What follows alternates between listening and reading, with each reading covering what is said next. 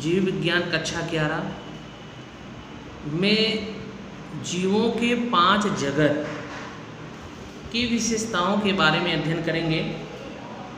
इसके पहले part 1 video में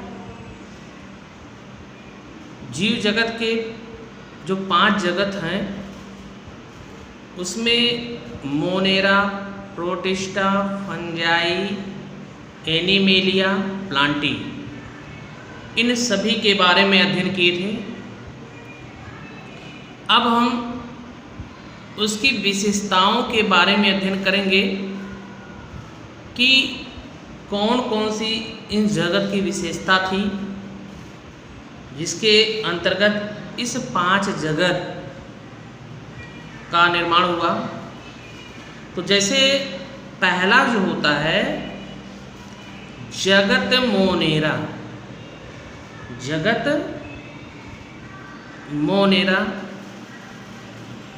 तो जगत मोनेरा जो है इसमें जितने भी प्रोकैरियोटिक एनिमल हैं, प्रोकैरियोटिक एनिमल में जैसे जीवाणु है, साइनोबैक्टीरिया, आर्कीबैक्टीरिया, तो इन सभी को जगत मोनेरा के अंतर्गत रखा गया है। जो एक्टिनोमाइसीटीज अर्थात जो तंतुमय जीवाणु हैं वो भी इसी जगत में रखे गए हैं और इसी के भाग हैं। इस जगत की विशेषता क्या है, हम विशेषता के बारे में अध्ययन करेंगे। जगत की विशेषता नंबर 1 होती है कि इसमें जो मोनेरा के अंतर्गत जितने भी जीव आते हैं उनकी संरचना सूक्ष्मदर्शी होती है। क्या होती है? सूक्ष्मदर्शी है। तो हम शॉर्टकट में इसे लिख देते हैं कि कोशिकाएं सूक्ष्मदर्शी होती है।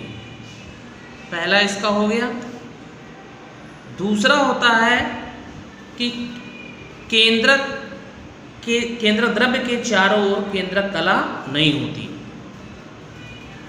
केंद्रक कला अनुपस्थित, ये लिख दिया। मतलब जो केंद्रक है, कोशिका है, कोशिका के अंदर केंद्रक होता है यूकैरियोटिक कोशिकाओं में, लेकिन प्रोकैरियोटिक कोशिकाओं में केंद्रक के चारों ओर केंद्रक कला नहीं होती, इसलिए इसको आद्य केंद्रक कहते हैं। तीसरा इसमें होता है कि इसमें जो कोशिकांग जैसे होते हैं, कोशा के कोशांग, सेल ऑर्गेनेल्स, इसमें क्या होता है कि माइटोकॉन्ड्रिया, गोल्जी काय,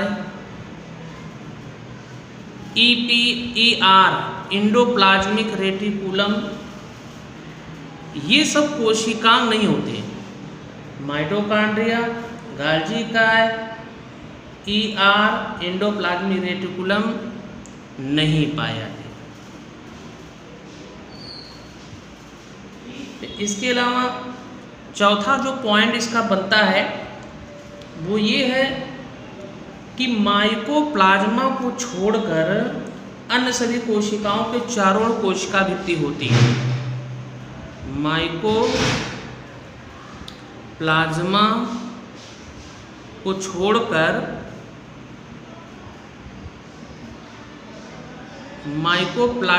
छोड़कर सभी मोनेरा में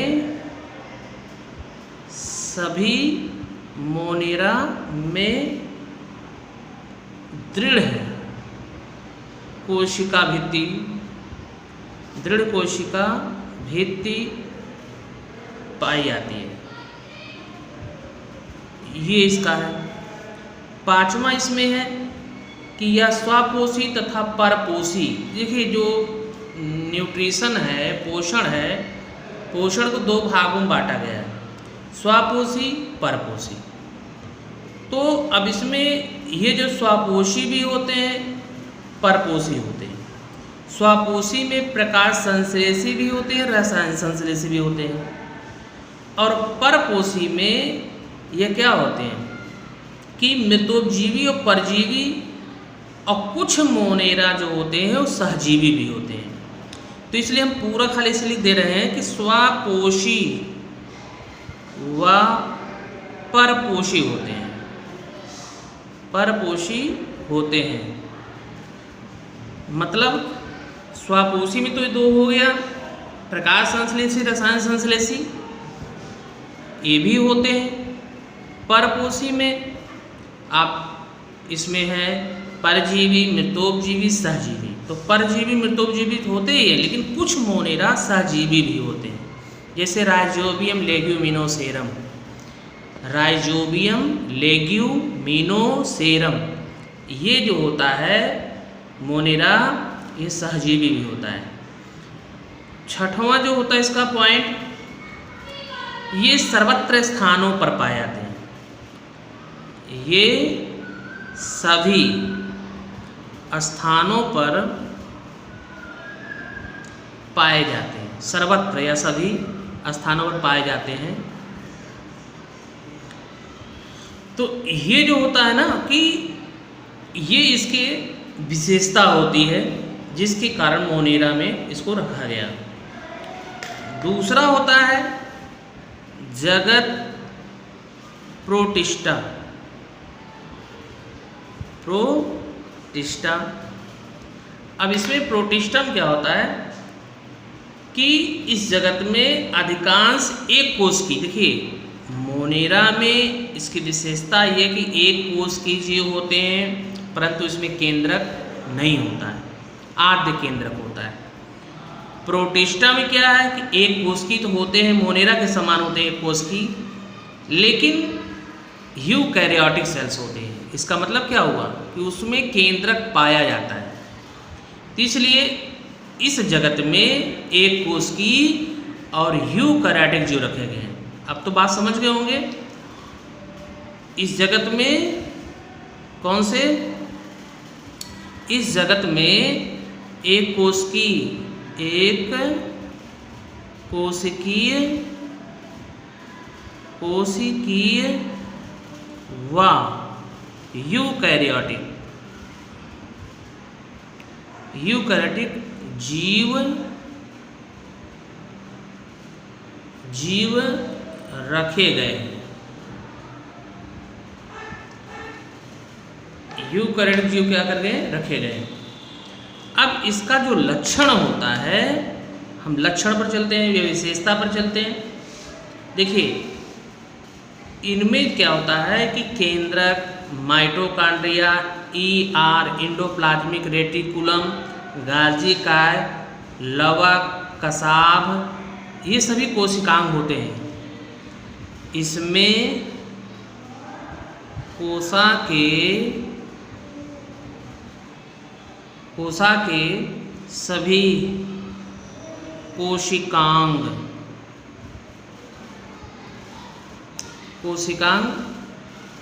उपस्थित होते हैं,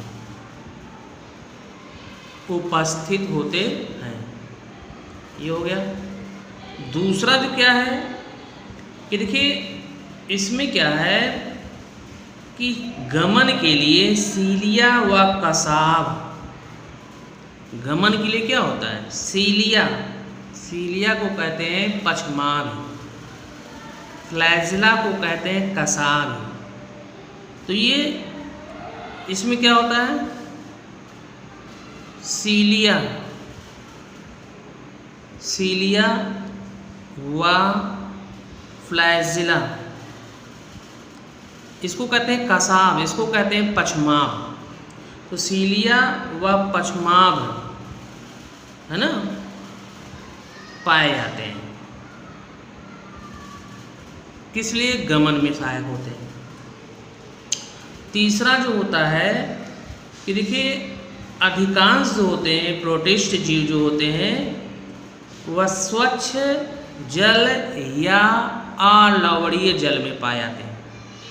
ठीक है, अधिकांश प्रोटिस्ट किसमें, स्वच्छ जल या सागर में वास करते हैं, मतलब लवणीय जल में। तो इसमें लिखते हैं कि ये स्वच्छ जल या लवणीय जल में पाए जाते हैं। तो अधिकांश तो ये हो गया। फिर इसमें होता है कि ये स्वापोषी और विषमपोषी दोनों प्रकार के होते हैं। जैसे उसमें था वैसे इसमें भी हो गया। स्वापोषी व विषमपोषी, तो स्वपोषी भी होते हैं, विषमपोषी, दोनों प्रकार के होते हैं। फिर नेक्स्ट पॉइंट जो होता है इसका कि इसमें क्या है कि कोशिका भित्ति होती, फाइटोप्लैंक्टन में कोशिका भित्ति होती है। जैसे उसमें क्या था कि एक कोश की शैवाल और डायटम्स, ठीक है। तो अब फाइटोप्लैंक्टन में कोशिका भित्ति होती है और उसका जैसे एग्जाम्पल जो होता है जैसे क्या है कि अमीबा पैरामीशियम। तो अमीबा पैरामीशियम तो कोशिका भित्ति होती नहीं, क्यों होती है?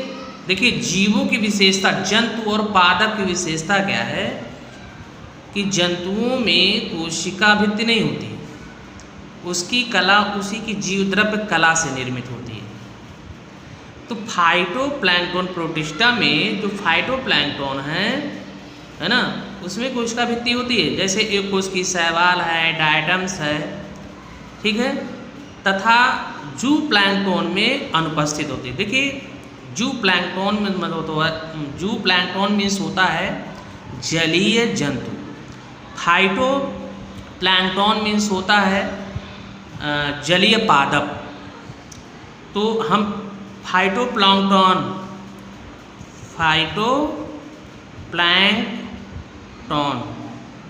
ये जो फाइटोप्लैंक्टन होता है इसमें कोशिका भित्ति होती है। फाइटोप्लैंक्टन में कोशिका भित्ति होती है। जैसे क्या है कि एक कोश की शैवाल, यहाँ लिख देते हैं जैसे एक कोशिकीय शैवाल, ये एक कोश की शैवाल है, वह डायटम्स हैं इसमें, लेकिन यहाँ लिख देते हैं लेकिन जूप्लैंक्टन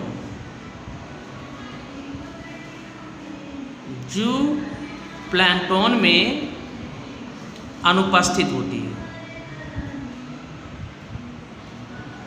इसका जैसे अमीबा, पैरामीशियम, यूग्लिना। तो बात मेरी समझ गए होंगे कि फाइटोप्लैंक्टन मीन्स होता है जलीय पादप, जूप्लैंक्टन मीन्स होता है जंतु पादप, जंतु प्लवक, पादप प्लवक, पादप प्लवक, ठीक। तो अब यहाँ पर देखिए ये तो फाइटो जूप्लैंक्टन की बात होगी।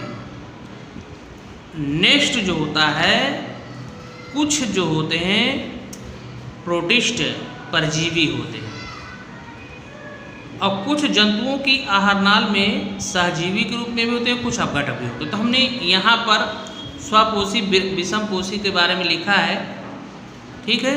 तो इसकी पॉइंट की आवश्यकता नहीं पड़ती, बात समझ गए।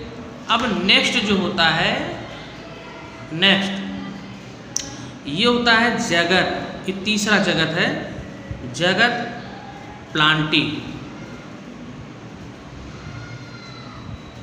जगत प्लांटी पादप जगत है। तो पादप जगत में क्या है कि इस जगत में बहुकोशिकीय पादप आते हैं। इसके अंतर्गत क्या बहुकोशिकीय पादप, तो बहुकोशिकीय पादप आते हैं। जैसे जैसे क्या है कि लाल भूरे व हरे शैवाल, लाल भूरे व हरे शैवाल, और फिर इसके बाद है मांस है, फर्न है, और बीज जो धारण करने वाले जो होते हैं पौधे होते हैं वो शामिल है इसमें। तो इस प्रकार से बहुकोशिकीय पादप है प्लांट जगत में या पादप जगत में। बहुकोशिकीय जो जितने भी बहुकोशिकीय पादप हैं सबको इसमें रखा गया है। इसके अंतर्गत क्या है, लाल भूरे व हरे शैवाल हैं, मांस है, फर्न के पौधे हैं और बीजधारी पौधे होते हैं। तो देखिए मांस में आप पढ़ते हैं क्या कहते हैं कि मांस में हम पढ़ते हैं मांस का पौधा में देखिए क्या है कि अगर ब्रायोफाइट्स को डिवाइड किया गया है तो उसको तीन वर्गों में विभाजित किया गया है। एक होता है उसमें एंथोसिरोप्सिडा, दूसरा होता है हिपैटिकोप्सिडा और तीसरा होता है ब्रायोप्सिडा। तो एक होता है मांस जो होता है ब्रायोफाइटा का है, लेकिन फर्न जो ड्रायोप्टेरिस कहते हैं, ठीक, उसको कहते हैं मैस, MAS, मैस। तो अब यहाँ पर जो प्लांटी जगत है, अब आप जान गए कि लाल भूरे व हरे शैवाल बहुकोशिकीय है ये, और मांस, फर्न तथा बीजधारी पौधे आते हैं इसके अंतर्गत। तो इसकी अब विशेषता के बारे में हम अध्ययन करेंगे, ठीक। इसमें विशेषता के बारे में क्या है कि नंबर एक में है कि देखिए इसकी कोशिका भित्ति जो होती है ना, वो सेल्यूलोज की बनी होती है, ठीक। मतलब सेल्यूलोज की दृढ़ कोशिका भित्ति इसमें पाई जाती है और इसी के कारण पादप कोशिकाएं जंतु कोशिकाओं के भित्ति, देखिए अब यहाँ पर ये है कि जैसे जंतु कोशिका है, हमने पहले इसकी चर्चा की है कि जंतु कोशिकाओं में कोशिका भित्ति नहीं होती, लेकिन पादप कोशिकाओं में कोशिका भित्ति होती है। तो जो कोशिका भित्ति किसकी बनी होती है, सेल्यूलोज की, और जंतु कोशिकाओं की भित्ति किससे बनी होती है, प्लाज्मा लेमा, जीव द्रव्य कला से। तो सेल्यूलोज की दृढ़ कोशिकाओं के कारण पादप कोशिकाएं की जो कोशिका भित्ति का क्या होता है, निर्माण होता है। तो हम यहाँ लिख सकते हैं नंबर 1 कि सेल्यूलोज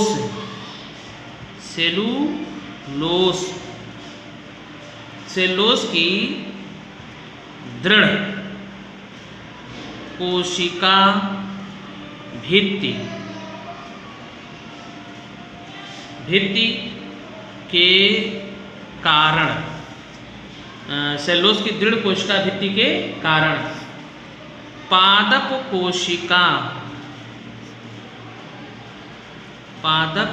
कोशिका या कोशिकाएं जंतु कोशिकाओं की भित्ति, ये देखिए अब इसमें क्या है कि हमने ये कहा था कि सेल्यूलोज की दृढ़ कोशिका भित्ति के कारण इसे पादप कोशिका में रखा गया है, ठीक। और जंतु कोशिकाओं की भित्ति वो संकुचन नहीं करती। दूसरा होता है पादप अचल होते हैं, इसको कह सकते हैं, मतलब इसमें चलन का क्या होता है, अभाव। तो पादप जो होते हैं क्या होते हैं, अचल होते हैं, चल नहीं होते, ठीक। और इसमें क्या है, तीसरा होता है क्लोरोफिल की सहायता से यह भोज्य पदार्थों का क्या करते हैं, संश्लेषण। तो इसमें लिखेंगे, इसमें क्लोरोफिल उपस्थित होता है,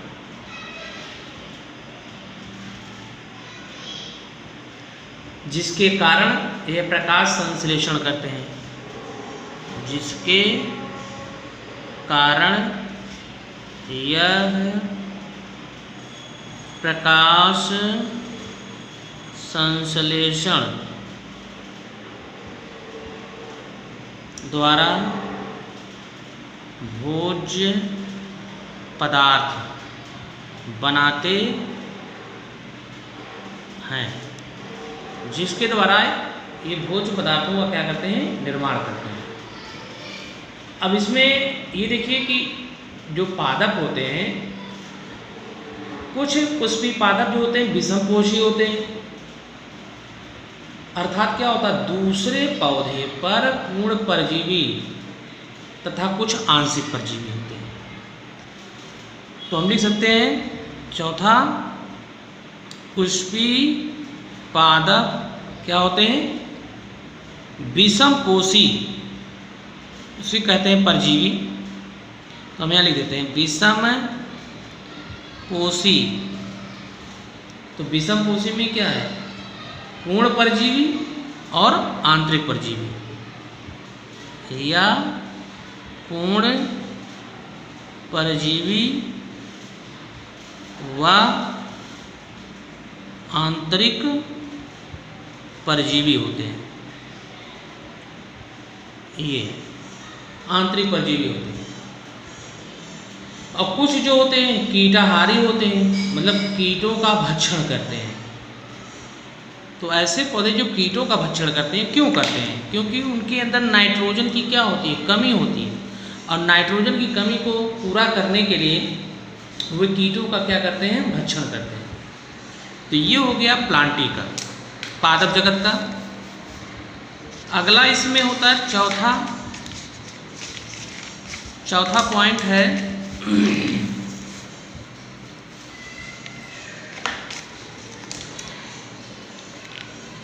चौथा है इसमें चौथा बचा मोनेरा प्रोटिस्टा, और कौन सा हुआ एक, मोनेरा प्रोटिस्टा प्लांटी, ये फंजाई। अब चलते हैं फंजाई पे, जगत फंजाई, ये जगत फंजाई है। अब इसमें क्या होता है,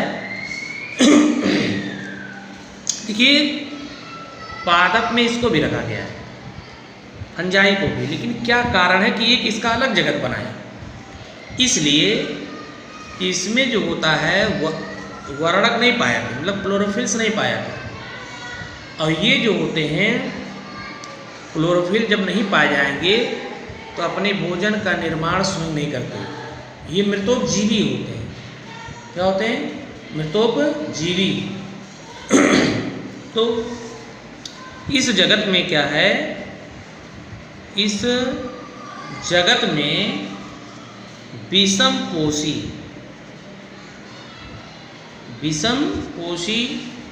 बहुकोशिकीय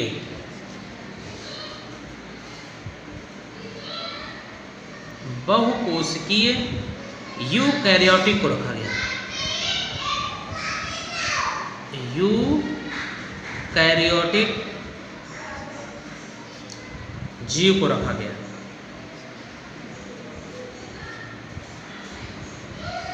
ये यूकैरियोटिक जीव को रखा गया है। अब इसमें क्या है कि ये जैसे जो कार्बनिक पदार्थ सड़ गल जाते हैं, ठीक है, तो उसके फलस्वरूप क्या होता है, उससे उत्पन्न घुलनशील जो कार्बनिक पदार्थ होता है उसका अवशोषण करते हैं। हम कह सकते हैं कि मृत कार्बनिक पदार्थों पर रहकर उसको सड़ा गलाकर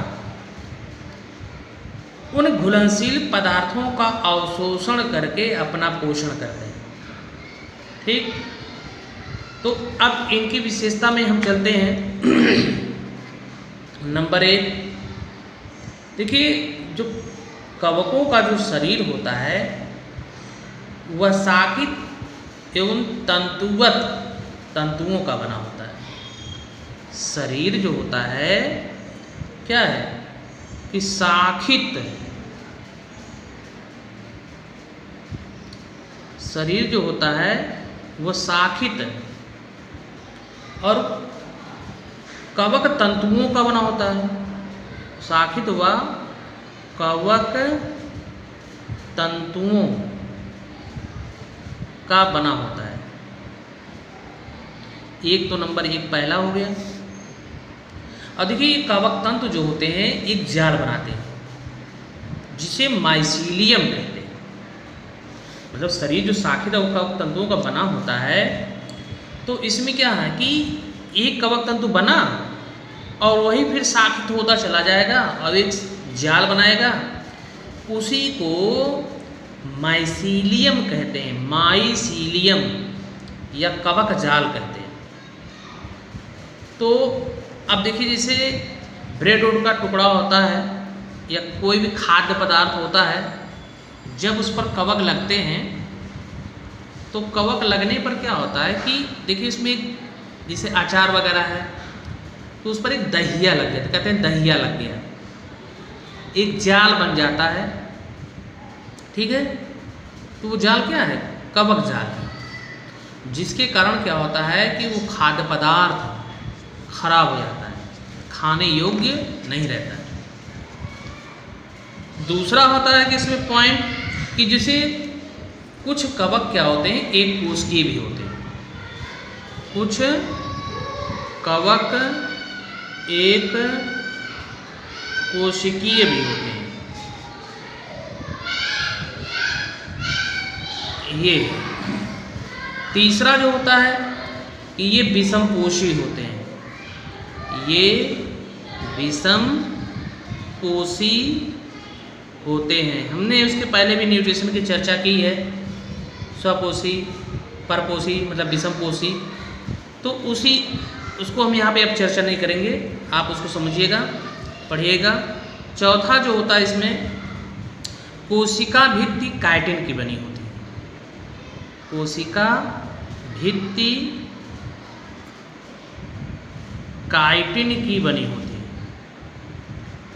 ये काइटिन की बनी होती है। और इसमें देखिए जो संचित भोज्य पदार्थ होता है वो ग्लाइकोजन के रूप में होता है। संचित भोज्य पदार्थ किस रूप में होता है? ग्लाइकोजन के रूप में, ग्लाइकोजन के रूप में होता है। ये इसकी जो होती विशेषता है। और ये सब विशेषताएं मिल करके, लक्षण मिल करके कवक जगत का निर्माण करते हैं। पांचवा इसमें है, पांचवा में तो है कि जगत एनीमेलिया, जगत एनीमेलिया, उसको कहते हैं जंतु जगत, जगत एनीमेलिया। तो ये जगत एनीमेलिया जो होता है ये लास्ट जगत है, और इस जगत के सभी जीवों को मेटाजोआ कहते हैं। इस जगत के जीवों को मेटाजोआ,